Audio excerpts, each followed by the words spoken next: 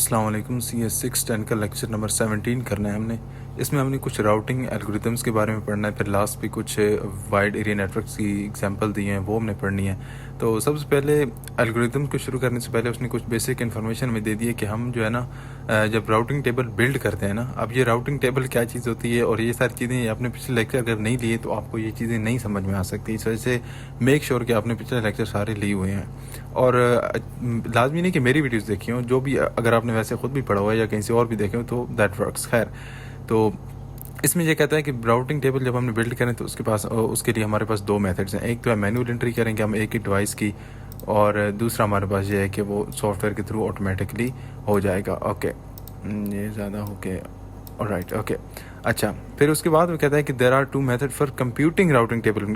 Computing का मतलब ये है कि जब आपके पास एक स्विच आ गया ना, फॉर एग्जांपल, ठीक है, अब लाजमी नहीं है कि इसकी जो राउटिंग एक दफ़ा बन गई, ठीक है, वो हमेशा वही रहेगी। ठीक है, राउटिंग इंफॉर्मेशन कंप्यूट करने का ये भी मतलब है कि किस स्विच का एक स्विच का दूसरे स्विच से कितना फासला है, उनके अंदर शॉर्टेस्ट पाथ कौन सा है, ये सारी इन्फॉर्मेशन जो हमने अभी आगे पढ़नी है, जिसके लिए हम मेनली जो एल्गोरिदम्स जो है डिज़ाइन करते हैं। तो इसमें भी दो टाइप्स होती हैं, और वो दो टाइप्स क्या होती हैं, एक स्टैटिक राउटिंग होती है और एक डायनामिक राउटिंग होती है। अब स्टैटिक राउटिंग सिंपल होती है कि जब आपका जो स्विच है वो बूट टाइम, मतलब जब वो पहली दफ़ा स्टार्ट होता है, ठीक है, तो स्टैटिक राउटिंग तब होती है। तो starting routing is done at boot time, कि जब आपका स्विच पहली दफ़ा स्टार्ट होगा ना, तो उसमें जो राउटिंग की जो इन्फॉर्मेशन होगी that is called static routing. अच्छा, it is simple and has low network overhead. Static routing simple है और जो है इसका नेटवर्क ओवरहेड का मतलब यह है कि नेटवर्क में जो लोड पड़ता है इसकी वजह से वो कम होता है, लेकिन इट इज़ इनफ्लेक्सिबल। अब चूँकि स्टैटिक का अगर आपको जनरली मतलब पता है, तो स्टैटिक का मतलब ये होता है कि एक चीज़ जो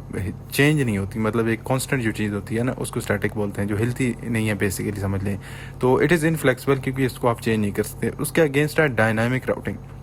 डायनामिक राउटिंग में ये होगा कि it allows automatic updates by a programmer. अच्छा, इसमें यह होता है कि आप जो है कॉन्टीन्यूसली अपडेट कर सकते हो चीज़ों को, इन्फॉर्मेशन को आप डायनेमिकली अपडेट कर सकते हो। ठीक है, उसमें बहुत सारी चीज़ें हो सकती हैं कि अब क्या चीज़ चेंज हो गई जिसकी वजह से इन्फॉर्मेशन चेंज हो गई, कुछ चीज़ें हो सकती हैं बहरहाल। तो इसमें आप इन्फॉर्मेशन चेंज कर सकते हो, ठीक है, स्टैटिक में चेंज नहीं कर सकते। अच्छा, अपडेट्स बाय प्रोग्रामर। प्रोग्रामर से मुराद जहाँ पे कोई डिवाइस भी हो सकती है, लाजमी नहीं कि बंदा हो, या फिर बंदा भी हो सकता है। Okay, it can work around network failures automatically. इसका मतलब यह है कि अगर नेटवर्क में लेट से 10 कंप्यूटर थे और कंप्यूटर नंबर 5 जो है वो किसी वजह से फेल हो गया, मतलब उसका कनेक्शन जो है वो ख़त्म हो गया, कोई मसला बन गया, तो फिर ये जो डायनामिक राउटिंग हमने सेटअप की होगी ना, इसमें फिर हमारा जो स्विचेस हैं वो ख़ुद को ऑटोमेटिकली जो है इस हिसाब से सही कर लेंगे ताकि फिर वो जो पूरा नेटवर्क है हमारा वो फेलियर में ना जाए एक कंप्यूटर की वजह से। ओके, अब सबसे पहले हमारे पास जो है एल्गोरिदम शुरू हो रहे हैं, तो उसमें एक ग्राफ का जो है रिप्रेजेंटेशन है और उसमें हम एक एल्गोरिदम यूज़ करेंगे, डाइक्स्ट्रा एल्गोरिदम। यस। अच्छा, अब सबसे पहले हमने करना यह होता है कि हमने शॉर्टेस्ट पाथ कैलकुलेट करना होता है एक सोर्स से डेस्टिनेशन तक। ठीक है, तो कहता है while computing shortest path first we assume graph representation of network at each node, then we use Dijkstra algorithm to compute shortest path from each node to every other node. ठीक है, मैंने काफ़ी लंबी लाइन पढ़ ली है। इसका मतलब यह है कि सबसे पहले हमने करना यह होता है कि हमने ग्राफ रिप्रेजेंटेशन करनी होती है नेटवर्क की, समथिंग लाइक दिस, जो हमने पीछे भी देखी थी कि हम जो स्विचेज़ हैं उनको एज सर्कल्स बनाते हैं, ठीक है, और उनके दरमियान जो लिंक है उसको एक स्ट्रेट लाइन से कनेक्ट कर देते हैं उनको, तो हमारा एक ग्राफ बन जाता है नेटवर्क का। अच्छा, अब जो डाइक्स्ट्रा एल्गोरिथम है इसकी इन्होंने मतलब कोई इतनी खास डिटेल में नहीं बताया, बस यहाँ पे एक इन्होंने वर्ड यूज़ किया। बहरहाल इट इज़, आप इसको इतना याद रख लें कि ये एक एल्गोरिथम है, इट इज़ वेरी इंपॉर्टेंट। ठीक है, इसके बारे में क्वेश्चन आते हैं बहुत MCQs में, शॉर्ट में, लॉन्ग में, तो इसका आपको पता होना चाहिए। It is an algorithm that is use to compute the shortest path, और फिर उस हिसाब से हम आगे अपनी जो इन्फॉर्मेशन है, जो राउटिंग इन्फॉर्मेशन है, उसको मैनेज करते हैं। ओके, अच्छा, तो ये हमने शॉर्टेस्ट पाथ कैलकुलेट कर लिया। ठीक है, then extract next of information from resulting path information and insert next of information into routing table.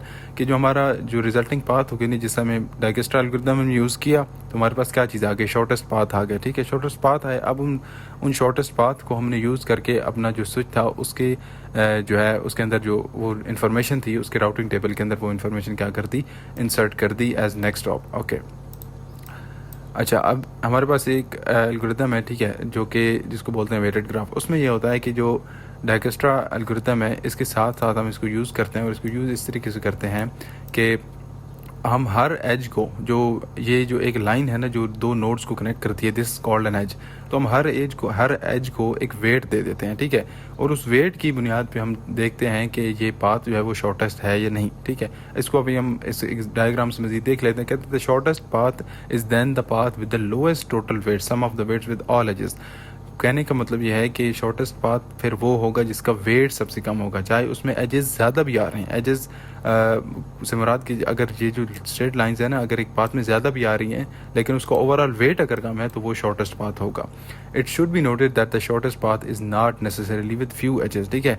क्योंकि कॉमन मतलब हम जनरली देखेंगे तो हमें यही लगेगा कि फॉर एग्जाम्पल अगर हम यहाँ पे देखें कि 1 का जो है 1 और 2 के दरमियान जो, सॉरी इस तरीके से करते हैं कि 1 और 3 के दरमियान देखते हैं। 1 और 3 के दरमियान शॉर्टेस्ट पाथ कौन सा है?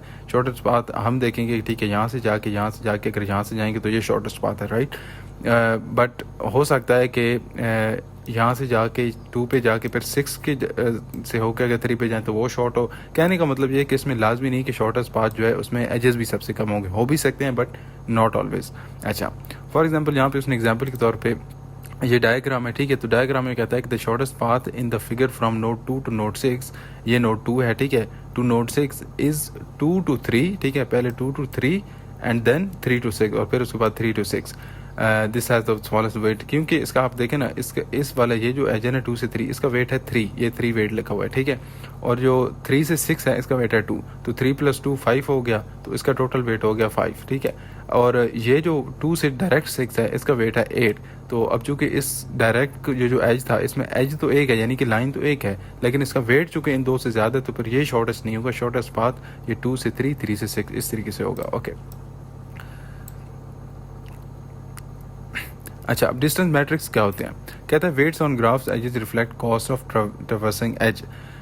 जो वेट्स है ना ये, क्योंकि ज़ाहिर सी बात हमने देख तो ली कि ठीक है वेट्स होते हैं, लेकिन क्वेश्चन याद है कि ये वेट्स आते कहाँ से, ये कैसे हम मेजर करते हैं, इनको कैसे हम लिखते हैं, कैसे निकालते हैं। तो उसका वो कहता है कि ये असल में कॉस्ट होती है ट्रैवर्सिंग है। ट्रैवर्सिंग का मतलब होता है कि एक एज से गुजरने की, एक एज को यूज़ करने की, एक लाइन को यूज़ करने की। क्योंकि ये लाइंस असल में क्या है, ये लाइंस कनेक्शंस हैं, ये वायर्स हैं या लॉजिकल कनेक्शंस हैं। तो इनको यूज़ करने की जो कॉस्ट होती है वो कॉस्ट क्या चीज़ हो सकती है? वो कॉस्ट या तो टाइम हो सकती है, या डॉलर मतलब पैसे हो सकते हैं, या फिर हॉप काउंटिंग है भी, मतलब कि जो है कितनी दफ़ा उसको गुजरना पड़ता है एक डेस्टिनेशन पे जाने के लिए, राइट।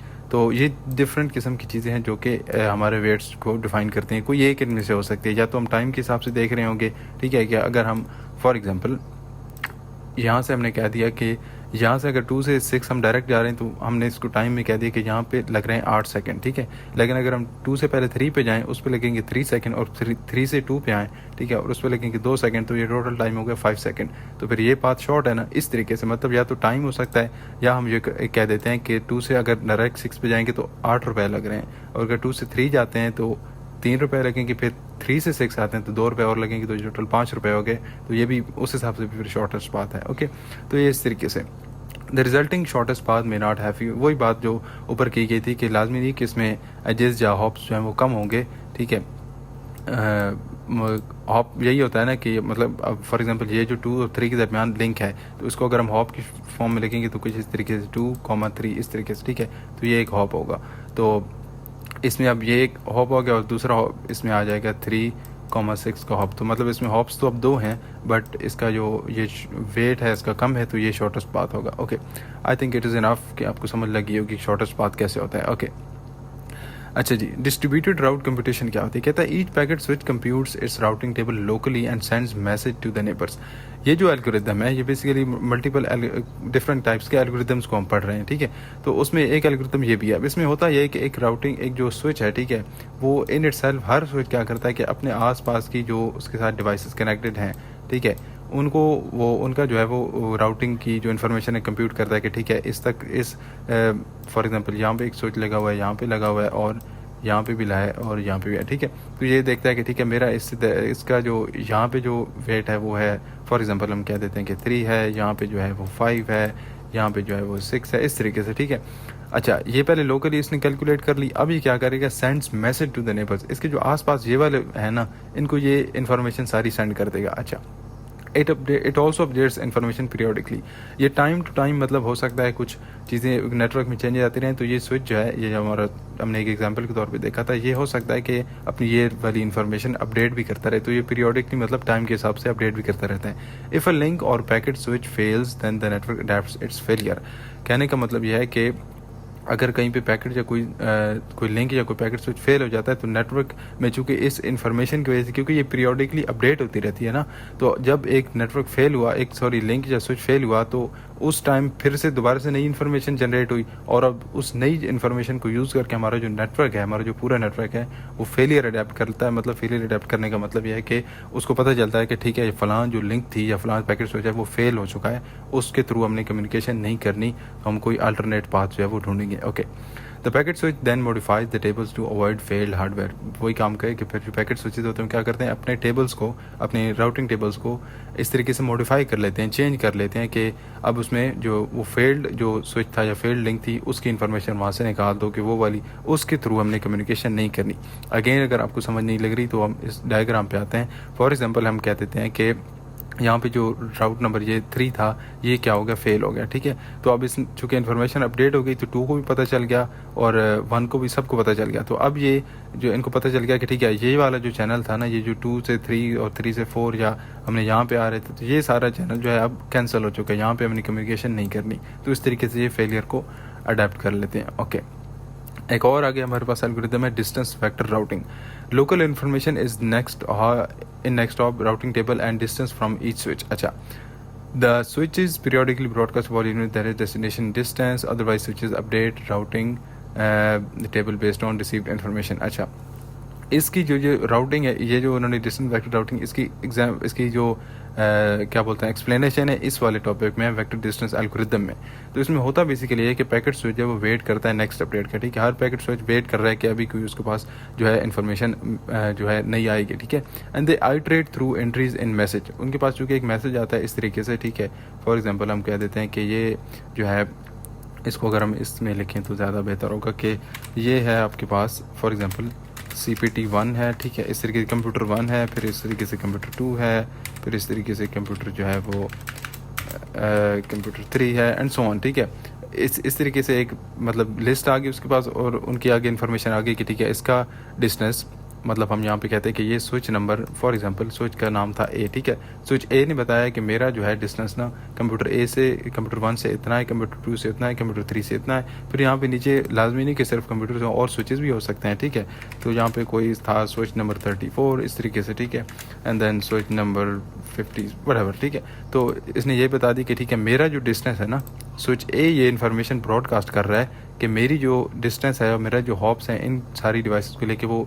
समवट हैं। ठीक है, कुछ भी हैं कि वो कुछ भी हो सकते हैं, कि इनकी इन्फॉर्मेशन उसने क्या कर दी, ब्रॉडकास्ट कर दी। ओके, तो ये जब उसने ब्रॉडकास्ट की ना, ठीक है, अब ये जिस स्विच के पास भी जाएगी वो इन सारी एंट्रीज को देखेगा, इन सारी एंट्रीज को गौर से देखेगा। देखने के बाद वो देखेगा कि इनमें से कोई किसी का शॉर्टेस्ट पाथ जो है वो चेंज हुआ या अपडेट हुआ। ठीक है, if entry has shortest path to destination. ठीक है, अगर इनमें से कोई एंट्री है और उसका डेस्टिनेशन के साथ शॉर्टेस्ट पाथ है, तो insert source as next hop to destination. Sir, source as next hop to destination का मतलब ये है कि अब गौर से देखिए कि थोड़ी सी कॉम्प्लेक्स चीज़ है। स्विच A था ना हमारे पास, ठीक है, स्विच A ने ये डाटा क्या किया, ब्रॉडकास्ट किया। ठीक है, ये रिसीव हुआ, लेट्स से कि हम कहते हैं स्विच B को ये डाटा जो है इन्फॉर्मेशन रिसीव हुई। अब इसके पास ये इन्फॉर्मेशन है, इसने देखा कि जो है किसी एंट्री का, ठीक है, जो शॉर्टेस्ट पाथ है डेस्टिनेशन तक। ठीक है, फॉर एग्जांपल हम कह देते हैं कि कंप्यूटर 1 को उसने कहा कि इसकी जो शॉर्टेस्ट पाथ है। ठीक है, अब उसने कहा कि insert source as next hop to destination. अगर B ने कंप्यूटर 1 को डाटा भेजना है, ठीक है, तो वो क्या करेगा, सबसे पहले तो इस इंफॉर्मेशन का, ये जो हमारे पास इंफॉर्मेशन आई थी, इसका जो सोर्स था यानी कि A, उसको इंसर्ट कर देगा in the next hop for this computer. ठीक है, मतलब उसने जब इस कंप्यूटर को सिंपली डाटा भेजना होगा ना, ठीक है, तो वो अपना हॉप इस तरीके से नहीं रखेगा कंप्यूटर, वो पहले इस स्विच का नाम लिख देगा। ठीक है, इस तरीके से। ठीक है, तो ये कह रहा है कि नेक्स्ट हॉप में वो सोर्स को एंटर कर देगा। ठीक है, उसके बाद क्या करेगा, and record distance as distance from next hop to destination plus distance from this switch to next hop. फिर ये क्या करेगा, B जो है इन्फॉर्मेशन निकालेगा कि इस A का इस कंप्यूटर 1 से डिस्टेंस कितना है और इस distance as from next stop to destination, ठीक है। नेक्स्ट स्टॉप जो कि ये है ना, ए हमारा नेक्स्ट स्टॉप है इस सिनेरियो में, इसका डेस्टिनेशन तक डिस्टेंस कितना है plus distance from this switch to next stop, और इस स्विच का इस दूसरे स्विच से यानी नेक्स्ट स्टॉप से इस ये जो ए स्विच है इसका कितना डिस्टेंस है, मतलब ए का कंप्यूटर 1 से डिस्टेंस कितना है और बी का ए से डिस्टेंस कितना है, इसको सम अप करके वो डिस्टेंस जो है रिकॉर्ड कर लेता है। तो ये पूरी जो एक्सप्लेनेशन थी वेक्टर डिस्टेंस एल्गोरिथम की थी, होपफुली आपको समझ लगी होगी। ये थोड़ा सा कॉम्प्लेक्स हो जाता है क्योंकि इसमें जो वर्ड्स हैं वो बार बार रिपीट होते हैं तो ऊपर नीचे हो जाती हैं। बहरहाल अगेन इसको समराइज करने की कोशिश करें तो स्विच ए ने जो है वो मैसेज भेजा, ठीक है, ये सारा, इसमें बी ने चेक किया, बी को ये रिसीव हो, बेसिकली नेटवर्क में सारे स्विचेस को रिसीव होता है और सारे इस तरीके से करते हैं, ठीक है। हमने एक एग्जांपल लिए तो बी ने क्या किया कि सारी इंटरेस्ट को देखा कि किसी का शॉर्टेस्ट पाथ है, अगर किसी का था तो उसने फिर क्या किया ये कि अब अगर उसने जब नेक्स्ट इस कंप्यूटर को डाटा भेजना होगा ना तो वो नेक्स्ट स्टॉप जो यूज़ करेगा वो इस तरीके से होगा कि उसमें पहली एंट्री ए होगी, यानी जो उस मैसेज का सोर्स था जिसमें से उसको शॉर्टेस्ट पाथ मिला है, उस मैसेज का जो सोर्स था वो चूंकि स्विच ए था तो उसकी पहले एंट्री उसके नेक्स्ट स्टॉप में ए आ गया, ठीक है। उसके बाद डिस्टेंस जो है वो कैसे उसने कैलकुलेट किया कि पहले उसने बी ने अपना डिस्टेंस ए से कैलकुलेट किया कि ए और बी के दरमियान कितना डिस्टेंस है, और फिर उसने कैलकुलेट किया कि ए और कंप्यूटर 1 का कितना डिस्टेंस है। तो इस दोनों को, इन दो डिस्टेंस को उसने क्या कर दिया, सम अप करके यहाँ पे उसने फॉर एग्जांपल डिस्टेंस जो ऐड कर दिया, तो ये उसका नेक्स्ट स्टॉप बन गया समवट लाइक दिस। तो इस तरीके से ओके। अच्छा, अब एक और आगे हमारे पास जो है एल्गोरिथम है, this is called link state routing. इसमें यह होता है कि network topology is separate from route computation. इसका मतलब ये है कि जो आपके जो स्विचेस हैं ना, ठीक है, वो इससे इंडिपेंडेंट होते हैं कि आपकी नेटवर्क टोपोलॉजी क्या है। क्यों? क्योंकि switches send link state information about local connection. अभी भी उसी तरीके से कुछ हमारी बात हो रही है लेकिन इनमें 12 डिफरेंस है, ठीक है। वो डिफरेंस हम यहाँ पे कंपैरिजन देखेंगे तो हमें पता चल जाएगा, ठीक है। तो यहाँ पे बेसिकली हमारे पास दो ही मेजर जो एल्गोरिथम थे, वो एक डिस्टेंस वेक्टर था और एक लिंक स्टेट था। लिंक स्टेट में यह होता है कि हर स्विच अपने आसपास की जो लोकल जो कनेक्शंस हैं उनके बारे में इंफॉर्मेशन भेजता है। अब टेक्निकली तो डिस्टेंस फैक्टर में भी यही हो रहा था, लेकिन each switch builds own routing table. हर स्विच क्या करता है, अपने राउटिंग टेबल बिल्ड कर देता है। अच्छा, it uses link state information to update global topology and runs Dijkstra algorithm. कि जो लिंक स्टेट इन्फॉर्मेशन है ना, इसको यूज़ करके क्या कर देता है कि अब जो ग्लोबल टोपोलॉजी मतलब जो हमारी नेटवर्क टोपोलॉजी है, ठीक है, उसको अपडेट कर देता है और फिर डाइक्स्ट्रा जो एल्गोरिथम है इसको रन करता है ताकि शॉर्टेस्ट पाथ जो है वो फाइंड कर सके। ओके, इसमें डिस्टेंस वाला जो वेक्टर है वो चीज़, डिस्टेंस वाला जो चीज़ थी वो इसमें नहीं होती लिंक स्टेट में। ओके, बहरहाल ये मतलब थोड़े से कंफ्यूजिंग है क्योंकि ये मिलते जुलते हैं, क्योंकि उसमें भी जो है यही हो रहा था कि इन्फॉर्मेशन रिसीव हो रही थी, उसमें से शॉर्टेस्ट डिस्टेंस निकला था। लेकिन इसमें यह होता है कि जो है लिंक स्टेट इन्फॉर्मेशन जो है वो शेयर की जाती है, ठीक है, और हर स्विच जो है अपना राउटिंग टेबल बिल्ड, मतलब वो हर स्विच जो है अपने हिसाब से राउटिंग जो अपना टेबल है बिल्ड करता है। तो इसमें डिस्टेंस वाली जो एक चीज़ थी वो नहीं है। ओके, अच्छा, अब इनका कंपैरिजन है तो कंपैरिजन में ये कहता है कि डिस्टेंस वेक्टर जो राउटिंग है ये सिंपल होती है इम्प्लीमेंट, ठीक है, सिंपल टू इम्प्लीमेंट है। Switch update its own routing table first, सबसे जो पैकेट स्विच है वो अपनी राउटिंग इन्फॉर्मेशन पहले अपडेट करता है, ठीक है। It is use in RIP। RIP यकीनन कोई नेटवर्क होगा, इसकी मुझे शॉर्ट फॉर्म जो फुल फॉर्म है वो याद नहीं थी, इसको आपने देख लेना है। It is definitely a type of network या फिर ये कोई टाइप ऑफ स्टैंडर्ड है। ओके, लिंक स्टेट एल्गोरिथम क्या चीज़ होती है, it is much more complex, ठीक है, और इन्होंने शायद इस वजह से इसकी एक्सप्लेनेशन भी इतनी लिखी हुई। ओके, खैर, it is much more complex switches perform independent computations, ठीक है। इसमें क्या हो रहा था कि इन्फॉर्मेशन बाहर से आ रही थी, लेकिन इसमें स्विचेस क्या कर रहे हैं, इंडिपेंडेंटली जो कंप्यूटेशंस कर रहे हैं, अपने अपने राउटिंग टेबल बिल्ड कर रहे हैं। It is used in OSPF, I think it is open shortest path, something like this. इसके भी फुल फॉर्म ये दोनों RIP और OSPF I think these are networks जिनमें ये जो एल्गोरिथम्स हैं यूज़ होते हैं। ओके, अब यहाँ पे कुछ सिंपल एग्जांपल्स है ARPANET की, वैन टेक्नोलॉजीज़ की, तो उनके बारे में जो है वो इन्होंने इंफॉर्मेशन दी हुई है। इनको हम देख लेते हैं कि इनके बारे में क्या ये बताते हैं। बेसिकली ये कुछ इन्होंने बस इन्फॉर्मेशन दी है, ऐसा जिसमें कोई याद रखने वाली अंडरस्टैंड करने वाली बात नहीं है, बस इन बेसिक वो बताया। अच्छा, ARPANET है क्या, इट बिगैन इन 1960, ठीक है जी, 1960 में शुरू हुआ। It was funded by advance research project agency, ये एजेंसी जिन्होंने ये बनाया, ठीक है, और ये एजेंसी है क्या, ये US डिफेंस डिपार्टमेंट की एक ऑर्गेनाइजेशन है, इसी वजह से इसका नाम भी ARPA है। ARPA ARP है, एडवांस रिसर्च प्रोजेक्ट एजेंसी, आगे नेट है तो network. Okay, it was incubator of many current ideas algorithms and internet. कहते हैं कि ये जो ARPANET है ना, इसकी ये बेसिकली फाउंडर है। इन्होंने बहुत सारे जो आजकल के हमारे इंटरनेट में जो आइडियाज़ यूज़ हो रहे हैं या एल्गोरिथम्स हैं या फिर कोई टेक्नोलॉजी यूज़ हो रही हैं, तो उनके बहुत सारी उन चीज़ों के जो फाउंडर हैं वो ये लोग हैं ARPANET नेटवर्क, ये जो नेटवर्क है ये फाउंडर है। ओके अच्छा, X.25 ये एक स्टैंडर्ड है। ये था it was early standard for connection oriented networking. ये कनेक्शन ओरिएंटेड नेटवर्किंग के लिए पहले एक स्टैंडर्ड था, ठीक है। It began from ITU। ये बेसिकली इन्होंने टाइपो किया हुआ, क्योंकि इस कॉन्टेक्स्ट में IFU कोई वर्ड ही नहीं बनता। ITU इसको मैं देख रहा था, तो ITU is the right word, international telecommunication union. तो ये एज ITU शुरू हुआ, ठीक है, विच वॉज ओरिजिनली CCITT। ये भी एक जो है समझ लें कि स्टैंडर्ड बोल रहे हैं, या इसका नाम है कि consultative committee for international telegraphy and telephony. तो पहले ये CCITT था, ठीक है, और फिर ये ITU बन गया। It predates computer connection which are used for terminal time sharing. इसकी जो एक्सप्लेनेशन है वो यहाँ पे मैंने सेपरेट से लिखी है कि वो it wasn't design for modern computer interconnection, instead it was used for terminal like text base. जैसे आपके CMDs और ये टर्मिनल होते हैं ना, ठीक है, इनको कनेक्ट करना टू मेन फ्रेम्स और टाइम शेयरिंग सिस्टम को, जो हमारे सर्वर्स होते हैं उनसे कनेक्ट करने के लिए ये स्टैंडर्ड जो है वो बनाया गया था। This allowed multiple users to access centralise computing resources remotely. के एक जगह पे हमने हमारे पास सर्वर पड़ा हुआ है, तो उसको हम मल्टीपल लोकेशन से रिमोटली एक्सेस कर सकते हैं। ये स्टैंडर्ड मेनली इसके लिए बनाया गया था। ओके, फ्रेम रिले एक और नेटवर्क है। It is use for Telco service for delivering blocks of data, ठीक है। ये टेलको मीन्स टेलीकम्युनिकेशन, ठीक है।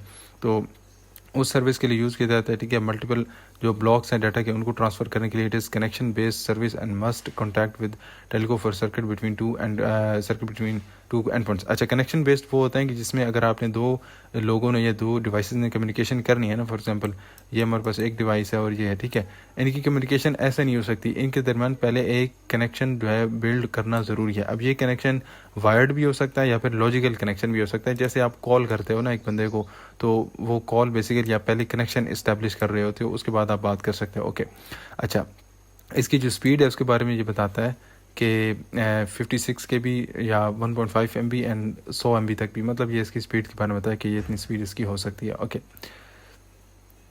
ऑलराइट, उसके बाद हमारे पास एक नेटवर्क है SMDS which is switched multi megabit data service, ठीक है। इसकी फुल फॉर्म है is also a Telco service. ये भी टेलीकम्युनिकेशन की सर्विस है।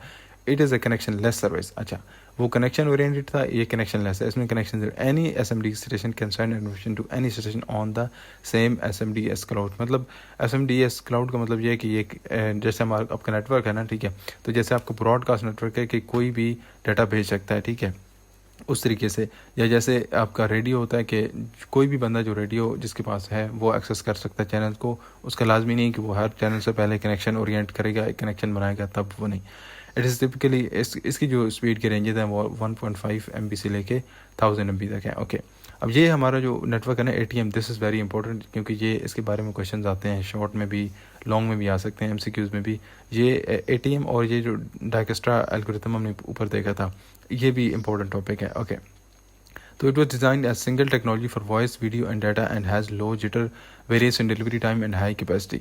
तो क्या ये रहा है कि जो हमारा ATM है ना, ये हमारे पिछले नेटवर्क्स के जो हमारे मसले थे ना, ये कनेक्शन लेस था, ये कनेक्शन ओरिएंटेड था, इनकी स्पीड्स लिमिटेड थी, ठीक है, ये ब्लॉक्स ऑफ डाटा डिलीवर कर रहा था, ठीक है। तो इसमें जो हमारे इश्यूज थे उनको सॉल्व करने के लिए हमने क्या किया, एक सिंगल टेक्नोलॉजी बनाई। अब ये वॉइस के लिए भी यही यूज़ होगी, यानी कि टेलीफोन के लिए, वीडियो के लिए भी, यानी उसमें वीडियो स्ट्रीमिंग भी हो सकती है, वीडियो कॉल वटेवर। उसके बाद जो नॉर्मल आपका डाटा है, टेक्स्ट फाइल है या PDFs हैं या वटेवर आपका और डाटा है, ठीक है, एंड हैज़ लो जिटर बोलते हैं कि एक फ्रेम आपको फॉर एग्जांपल रिसीव हुआ 5 सेकंड में, ठीक है, तो अगला फ्रेम हुआ आपको 10 सेकंड में, अगला फ्रेम हुआ 12 सेकंड में। मतलब जो डिलीवरी टाइम है उसमें जो वेरिएंस होती है, उसमें जो चेंज होती है ना, वो जितनी डिफरेंस हो तो उसको उतना जिटर हमारा हाई होता है, ठीक है। एंड हाई कैपेसिटी मतलब इसकी जो स्पीड है वो तेज़ होती है। अच्छा, it uses fix size small cell 48 octet data and 5 octet header. इसमें क्या होता है कि ये फिक्स साइज़ के स्मॉल साइज, जैसे हमारे फ्रेम्स और पैकेट्स हैं, उसी तरीके से इसके भी ATM पैकेट्स होते हैं बेसिकली। तो 48 ऑक्टेट्स होते हैं, मतलब जो वो इसका साइज़ है डाटा, और 5 जो इसमें से ऑक्टेट हैं वो क्या किसके लिए होते हैं, हेडर्स के लिए होते हैं, जो इन्फॉर्मेशन होती है नेटवर्क की, कि सोर्स कौन सा, destination and all of that. It can also connect multiple ATM switches into a network. ये जो हमारा एटीएम नेटवर्क है, इसमें क्या हो सकता है कि मल्टीपल एटीएम स्विचेस को हम यूज़ करके एक नेटवर्क भी जो है वो उसमें कनेक्ट कर सकते हैं। And that's it.